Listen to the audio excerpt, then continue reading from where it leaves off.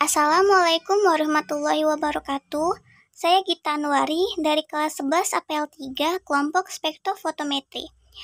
Di video kali ini saya akan menjelaskan tentang metode analisis spektrofotometri.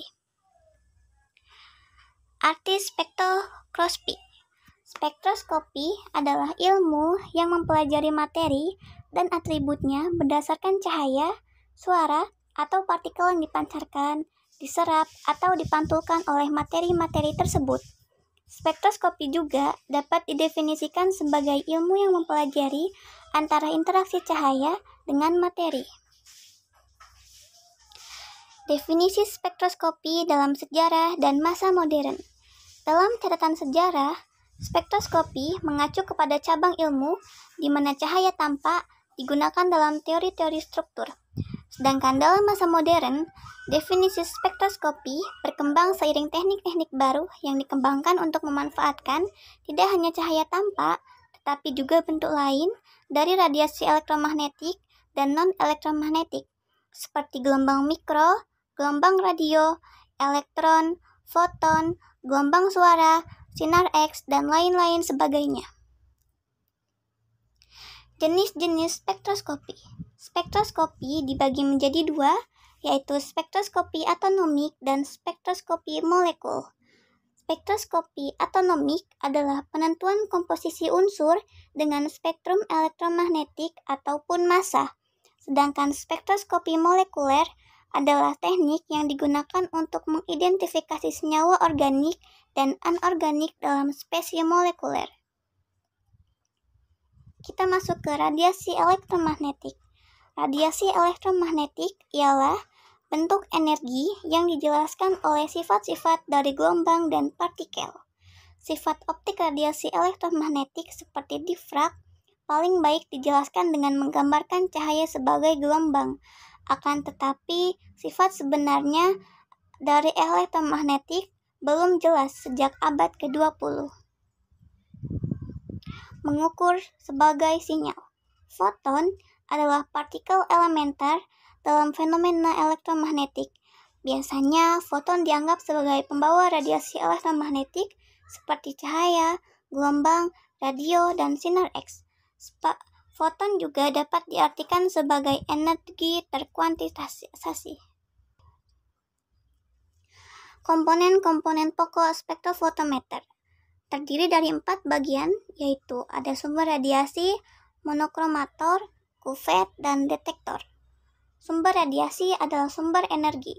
Monokromator adalah alat yang paling umum dipakai untuk menghasilkan berkas radiasi dengan suatu panjang gelombang.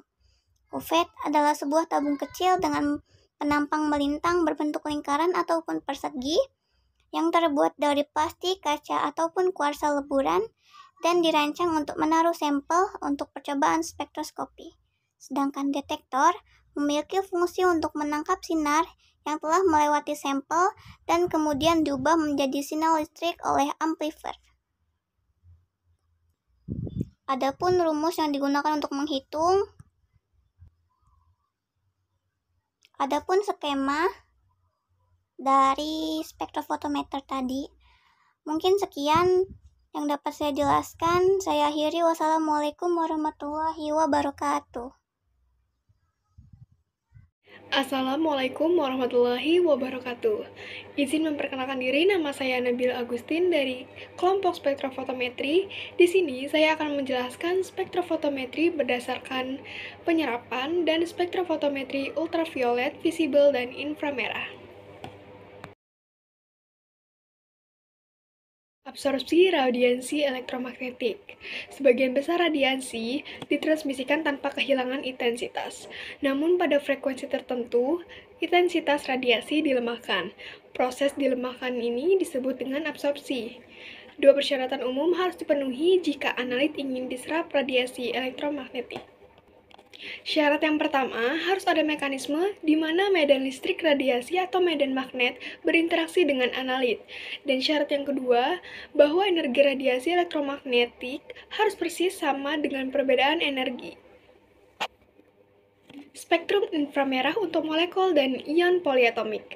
Energi inframerah radiasi cukup untuk menghasilkan perubahan Energi vibrasi molekul atau ion poliatomik.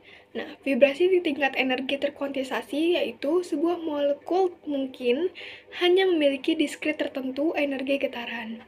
Nah, di sini ada energi untuk mode getaran yang diperbolehkan dengan rumus EV sama dengan V plus 1/2 dikali HV0, di mana V adalah bilangan kuantum vibrasi yang dapat menilai 0, 1, dan 2, dan V0 adalah frekuensi getaran fundamental ikatan dan ditentukan oleh kekuatan ikatan dan massa pada setiap ujung ikatan, dan merupakan karakteristik dari jenis ikatan.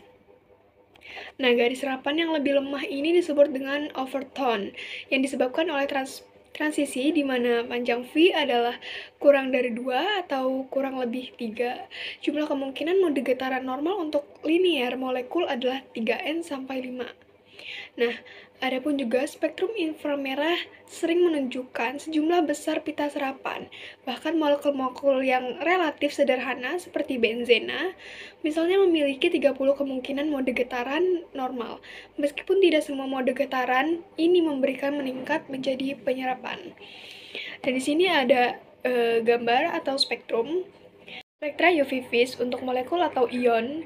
Ketika molekul atau ion menyerap radiasi ultraviolet atau sinar tampak, ia mengalami perubahan konfigurasi elektron valensinya. Nah, ikatan fungsional kelompok yang menimbulkan penyerapan radiasi ultraviolet dan tampak disebut dengan kromofor. Sumber penyerapan UV vis yang lebih penting untuk logam linggang anorganik kompleks adalah transfer muatan, di mana menyerap foton menghasilkan keadaan tereksitasi spesies yang dapat dijelaskan dalam hal transfer elektron dari logam ke ligan. Salah satu contoh penting dari kompleks transfer muatan adalah ovenantrolin dengan Fe2+. Spektrum UV vis ditunjukkan pada gambar 10.17. Penyerapan transfer muatan di mana perpindahan elektron dari ligan ke logam juga dimungkinkan. Selanjutnya, transmisi dan absorpsi. Transmitasi didefinisikan sebagai rasio daya radiasi elektromagnetik yang keluar dari sampel. Nah, untuk mengompensasi hilangnya daya radiasi elektromagnetik ini, kita menggunakan metode Blanco dan metode alternatif untuk menyatakan atenuasi elektromagnetik radiasi adalah absorbansi. Absorbansi dan konsentrasi dalam hukum Beer. Dan hukum Lambert-Beer ini menyatakan hubungan linearitas antara absorban dengan konsentrasi larutan analit dan berbanding terbalik dengan transmitan. Pada dasarnya, absorptivitas dan absorptivitas molar memberikan probabilitas bahwa analit akan menyerap foton dari energi yang diberikan. Akibatnya, nilai untuk A dan nilai koefisien absorban bergantung pada panjang gelombang radiasi elektromagnetik. Di sini tertera beberapa pembatasan di dalam hukum Lambert-Beer.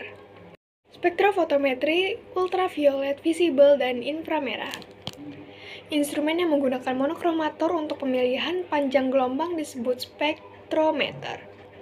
Dalam spektroskopi absorbansi, di mana transmisi adalah rasio 2 kekuatan pancaran, instrumen ini disebut dengan spektrofotometer.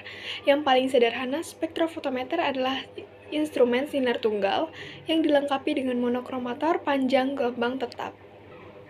Berikut ini adalah gambar instrumen atau alat spektrofotometer single beam dan double beam. Dari sini ada beberapa rangkaian alat yang ada di dalam instrumen tersebut. Nah, yang pertama, spektrofotometer sinar tunggal dengan panjang gelombang tetap tidak praktis untuk merekam spektra karena menyesuaikan panjang gelombang secara manual dan mengkalibrasi ulang. Spektrofotometer menjadi canggung dan memakan waktu. Dan tambahannya, keakuratan spektrofotometer sinar tunggal dibatasi oleh stabilitasnya sumber dan detektor dari waktu ke waktu. Nah, adapun alat yang digunakan pada penyerapan UV atau visible itu ada yang namanya cuvette. Nah, instrumen yang digunakan pada spektrofotometri inframerah menggunakan optik sinar ganda karena lebih mudah untuk mengoreksi penyerapan radiasi inframerah oleh CO2 atmosfer dan uap H2O saat menggunakan optik sinar ganda. Analisis kuantitatif berdasarkan pada penyerapan radiasi inframerah penting, lebih jarang ditemui dibandingkan untuk penyerapan UV visible. dan kecenderungan yang lebih besar untuk penyimpangan instrumental dari hukum Bir ketika menggunakan radiasi inframerah karena pita serapan inframerah relatif sempit, penyimpangan karena kurangnya radiasi monokromatik lebih jelas. Dan selain itu, sumber inframerah kurang kuat dibandingkan sumber radiasi UV visible, radiasi liar, lebih dari masalah. Aplikasi klinis penyerapan molekul UV visible adalah salah satu yang paling umum teknik yang digunakan untuk analisis sampel klinis. Analisis kuantitatif campuran analisis 2 atau lebih komponen dalam sampel yang sama, langsung jika ada daerah dalam spektrum sampel di mana setiap komponen merupakan satu-satunya spesies penyerap. Dalam hal ini, masing-masing komponen dapat dianalisis seolah-olah itu adalah salah satunya spesies dalam larutan. Sayangnya, pita serapan UV visible sangat luas sehingga seringkali tidak mungkin untuk menemukan yang sesuai panjang gelombang di mana setiap komponen campuran menyerap secara terpisah. Metode spektroskopi juga digunakan dalam menentukan konstituen organik dalam air. Assalamualaikum warahmatullahi wabarakatuh. Perkenalkan, nama saya Krisy Ridika dari kelompok spektrofotometri.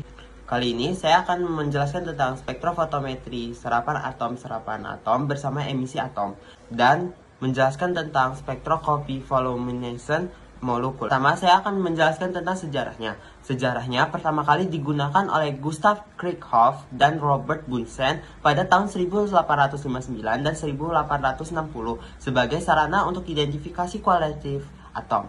Meskipun emisi atom terus berkembang sebagai teknik analitik, kemajuan dalam penyerapan atom terhenti selama kurang lebih 1 abad. Spektroskopi serapan atom modern kembali diperkenalkan pada tahun 1955 sebagai hasil karya independen. Spektrofotometer serapan atom dirancang menggunakan optik sinar tunggal atau sinar ganda yang dijelaskan sebelumnya untuk transformator spek penyerapan molekul. Atomisasi perbedaan paling penting antara spektrofotometer untuk absorpsi atom dan spektrofotometer untuk absorpsi molekuler menjadi atom bebas. Proses mengubah analit dalam bentuk padat, cair, maupun larutan menjadi atom gas bebas disebut atomisasi. Macam metode atomisasi. Yang pertama, beberapa unsur dapat diatomisasi melalui reaksi kimia yang menghasilkan produk yang mudah menguap. Unsur-unsur seperti AS, SE, SB, BI, GS, SN, TE, dan PB membentuk hidrida yang mudah menguap jika direaksikan dengan NaBH4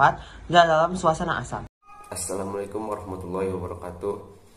Perkenalkan, nama saya Randy Rahmawan dari kelompok spektrofotometri. Di sini saya akan menjelaskan materi tentang spektroskopi berdasarkan hamburan. Yang pertama ada spektroskopi berdasarkan hamburan. Warna biru langit pada siang hari dan warna merah matahari saat matahari terbenam dihasilkan dari hamburan cahaya oleh partikel kecil debu, molekul air, dan gas lainnya di atmosfer. Efisiensi penyebaran cahaya bergantung pada panjang gelombangnya. Langit berwarna biru karena cahaya ungu dan biru tersebar luas daripada panjang gelombang cahaya lain yang lebih panjang.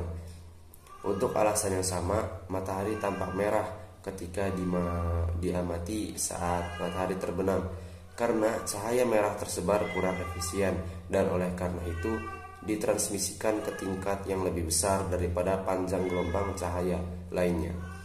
Hamburan radiasi telah dipelajari sejak akhir 1800-an dengan penerapan yang dimulai segera sesudahnya. Aplikasi kuantitatif pada awal dari hamburan yang bertanggal dari awal tahun 1900-an menggunakan hamburan elastis cahaya untuk menentukan konsentrasi partikel koloid dan suspensi. Yang kedua ada asal hamburan.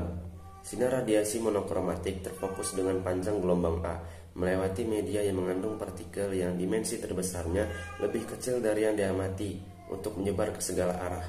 Misalnya radiasi tampak 500 nanometer tersebar oleh partikel sebesar 750 nanometer dalam dimensi terpanjang.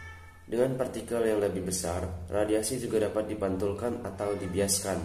Dua kategori umum hamburan diakui.